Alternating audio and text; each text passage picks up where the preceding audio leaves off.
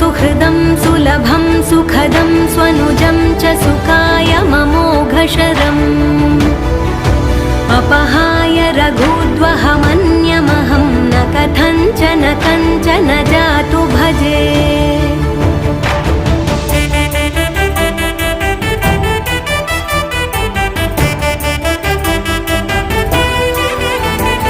विना वेङ्कटेशं ननाथो ननाथः सदा वेङ्कटेशं स्मरामि स्मरामि।